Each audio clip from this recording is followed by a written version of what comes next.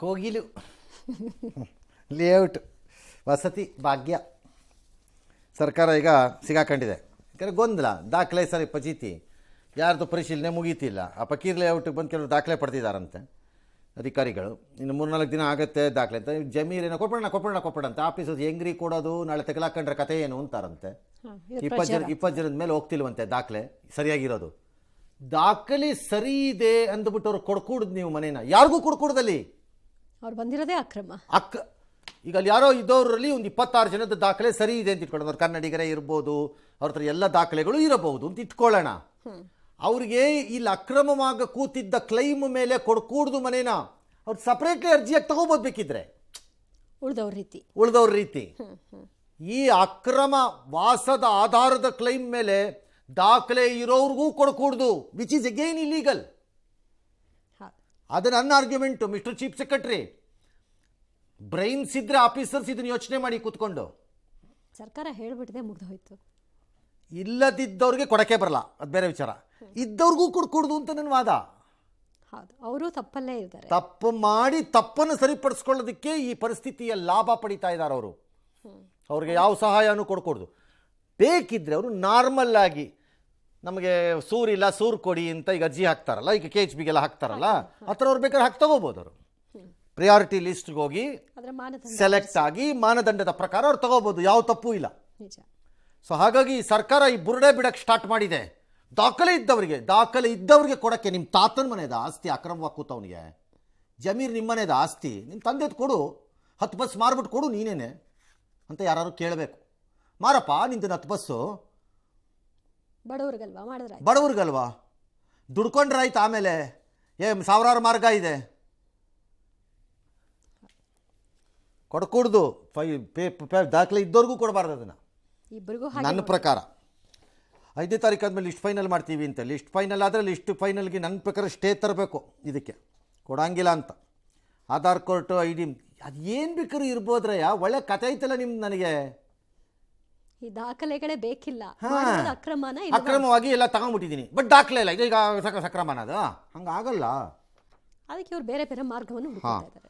ಇದು ಬಹುತೇಕರ ಬಳಿ ಏನೂ ಇಲ್ಲ ಅಂತೀಗೆಲ್ಲ ಗಲಾಟೆ ಆಗಿದೆ. ನೋಡೋಣ ಅದು ಏನು ಮಾಡ್ತಾರೆ ಅಂತ. ಮುಂದಕ್ಕೆ ಕೋಗಿಲು ಲೇಔಟ್ ವಿಚಾರದಲ್ಲಿ ಇಷ್ಟೆಲ್ಲ ಗಲಾಟೆಗಳಾಗ್ತಿದ್ರು. ಕ್ಷೇತ್ರದ ಶಾಸಕ ಕೃಷ್ಣ ಬೈರೇಗೌಡ ಅವರು ವಿದೇಶ ಪ್ರವಾಸದಲ್ಲಿದ್ದಾರೆ, ಯಾವಾಗ ಬರ್ತಾರೆ ಗೊತ್ತಿಲ್ಲ. ಆದರೆ ಕೋಗಿಲು ಲೇಔಟ್ನಲ್ಲಿ ಅಕ್ರಮ ವಾಸಕ್ಕೆ ಸಚಿವ ಕೃಷ್ಣ ಬೈರೇಗೌಡ ಅವರ ಅತ್ಯಾಪ್ತ ವಸೀಂ ಮುಖ್ಯ ಕಾರಣ ಅನ್ನೋ ಗಂಭೀರ ಆರೋಪವನ್ನು ಬಿಜೆಪಿ ಮಾಡ್ತಾ ಇದೆ. ಬಿಜೆಪಿ ಆರೋಪವನ್ನು ಅಲ್ಲಗೆಳೆದಿರುವಂತಹ ವಸೀಂ ಇದರಲ್ಲಿ ಕೃಷ್ಣ ಬೈರೇಗೌಡ ಅವರ ಪಾತ್ರ ಇಲ್ಲ, ನನ್ನ ಪಾತ್ರವೂ ಇಲ್ಲ ಅಂತ ಹೇಳ್ಕೊಂಡಿದ್ದಾರೆ. ಕೇಳಿ.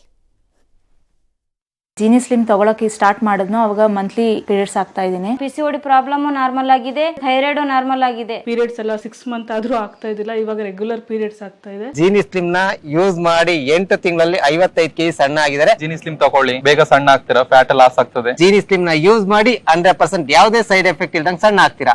ಇಲ್ಲ ಮೇಡಮ್, ಸುಳ್ಳು ಮಾಹಿತಿ ಇದು, ಸುಳ್ಳು ಸುದ್ದಿ ಇದು. ನಾವ್ ಯಾವ್ದು ಮಾರಾಟ ಮಾಡಿಲ್ಲ. ಯಾಕಂದ್ರೆ ನಾವು ಮಾರಾಟ ಮಾಡ್ತಾ ಇದ್ರೆ ನಾನು ನೋಡ ಬಿಡ್ತಾ ಇದ್ದೆ, ನಾನು ಕಳ್ಳ ಆಗಿದ್ರೆ ನಾನು ಅಲ್ಲೇ ಇದೀನಲ್ಲ. ಸುಳ್ಳಾರಪ್ಪ ಮೇಡಮ್ ಅದು. ಅಲ್ಲ ಮೇಡಮ್, ಸ್ವಲ್ಪ ಲಾಕ್ ಡೌನ್ ಅದರಿಂದ ಸಹಾಯ ಮಾಡಿದೆ ಬಡವ್ರಿಗೆ. ನಾನು ಕೃಷ್ಣ ಬೈರೇಗೌಡರು ಸಾಹೇಬ್ರಿಗೆ ಅದಕ್ಕೆ ಸಂಬಂಧ ಇಲ್ಲ. ಬಿಜೆಪಿ ಅವರು ಅಲ್ಪಸಂಖ್ಯಾತರು, ನಾನು ಇಲ್ಲಿ ಸ್ವಲ್ಪ ಮುಸ್ಲಿಮ್ಸ್ ಲೀಡರು, ಕಷ್ಟ ಸುಖಕ್ಕೆ ಇರ್ತೀನಿ. ಯಾಕೆ ಬಿಜೆಪಿ ಅವರು ಬಂದು ಓಟ್ ಕೇಳೋರಲ್ಲ, ಇಲ್ಲಿ ಓಟ್ ಹಾಕೋರಲ್ಲ ಜನ. ಬಣವತ್ ಪ್ರಚಾರ ಆಗಿದೆ, ಕ್ಯಾನ್ವಾಸಿಂಗ್ ಮಾಡೋರೆ. All right. ಈ this gentleman are no gentleman ಗೊತ್ತಿಲ್ಲ ನನಗೆ ಅವ್ರು ಏನು ಅಂತ. ನೀವು ದುಡ್ಡು ತಗೊಳ್ಳದೆ ಇರಬಹುದು, ಪಾಸಿಬಲ್. ಸ್ಥಳೀಯ ನಾಯಕನಾಗುವ ಹುಮ್ಮಸ್ಸಿನಲ್ಲಿ ಎನ್ಕರೇಜ್ ಮಾಡಿರಬಹುದು, ಗೊತ್ತಿಲ್ಲ. ಶಾಸಕರ ಬಳಿ ಹತ್ತಿರದಲ್ಲಿದ್ದೀನಿ ಅಂತ ರಕ್ಷಣೆಯ ರೂಪದಲ್ಲಿ ನಿಂತಿರಬಹುದು, ಗೊತ್ತಿಲ್ಲ. I have no idea. ಅದೆಲ್ಲ ಆಮೇಲಿನ ವಿಚಾರ. First state should register an FIR. ಸರ್ಕಾರಿ ಆಸ್ತಿಯನ್ನು ದುರ್ಬಳಕೆ ಮತ್ತು ಕಬಳಿಸಲು ಪ್ರಯತ್ನ ಮಾಡ್ತೀರೋ ಇಲ್ವೋ ನಾಳೆ ಬೇರೆಯವ್ರು ಯಾರು ಮಾಡಿದಾಗ. ಯಾಕೆ ಇಲ್ಲಿ ಮಾಡ್ತಿಲ್ಲ? ನಂಬರ್ 1. ನಂಬರ್ 2, ಕೃಷ್ಣ ಬೈರೇಗೌಡರು ಎಲ್ಲಿ ಅಂತ ನನಗೆ ಅರ್ಥ ಆಗ್ತಿಲ್ಲ. ಈ ದಿಸ್ ಮಿನಿಸ್ಟರ್ ಈ ಸೀಸನ್ನಲ್ಲಿ ಒಂದಷ್ಟು ಕೆಲಸ ಮಾಡ್ತಿದ್ರು ಕಂದಾಯ ಮಂತ್ರಿಯಾಗಿ. In fact in the cabinet he was better. Honestly speaking, ಆನೆಸ್ಟಾಗಿ ಹೇಳಬೇಕು ಅಂದರೆ ಈಗಿನ ಕ್ಯಾಬಿನೆಟ್ಟಲ್ಲಿ ದಿಸ್ ಮ್ಯಾನ್ ವಾಸ್ ಓಕೆ. ಅಂದರೆ ವರ್ಕಿಂಗ್ ಒಂದಷ್ಟು ತಾಂತ್ರಿಕವಾಗಿ ಭಾಳ ಓದ್ಕೊಂಡಿರೋರು, ತಿಳ್ಕೊಂಡಿರೋರು, ವಿದೇಶದಲ್ಲಿ ಕೆಲಸ ಮಾಡ್ತಿದ್ದವರು.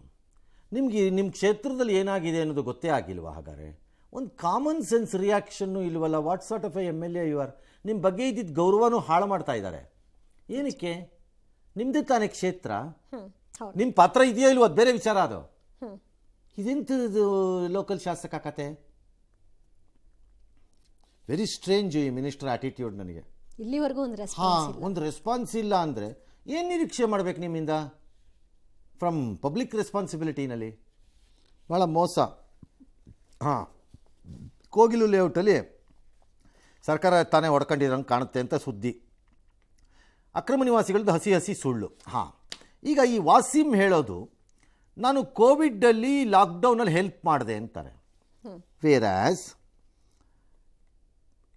ರಾಜ್ಯ ಸರ್ಕಾರ ಘನತ್ಯಾಜ್ಯ ಸಂಸ್ಕರಣಾ ಘಟಕಕ್ಕೆ ಸೇರಿದ ಈ ಸರ್ಕಾರಿ ಜಾಗನ 21ರಲ್ಲಿ ಅದು ಖಾಲಿ ಇದೆ, 23ಕ್ಕೆ ಮನೆ ಬಂದಿದೆ.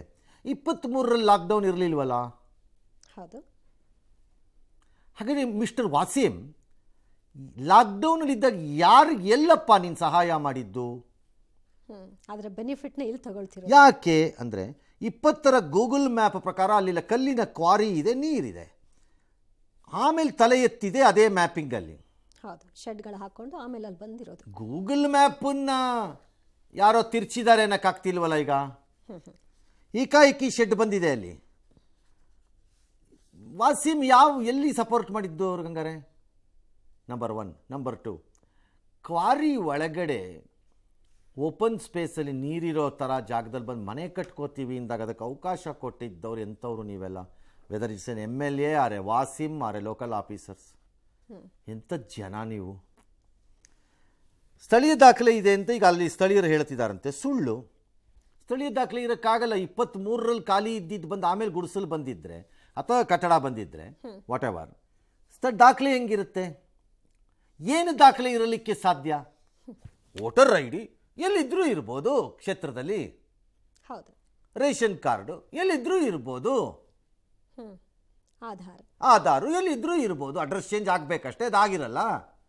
ಇರ್ಬೋದು, ಭಾಳ ಜನದ್ದು ಇರುತ್ತೆ ಅಡ್ರೆಸ್, ಅದು ಆಗದೇನೆ. ಆದರೆ ಈ ರಾಜ್ಯದೇ ಇಲ್ಲ ಅನ್ನೋದು ಕೂಡ ಇದೆ ಸರ್. ಹಾಗಿದ್ದಾಗ 20 ವರ್ಷದಿಂದ ಇಲ್ಲಿದ್ದೀವಿ ಅಂತ ಬುರುಡೆ ಬಿಡ್ತಿದ್ದವ್ರು ಯಾರದು? ಅವ್ರು ಕಪಾಳ ಕೊಡಿಬೇಕಾ ಇಲ್ವಾ?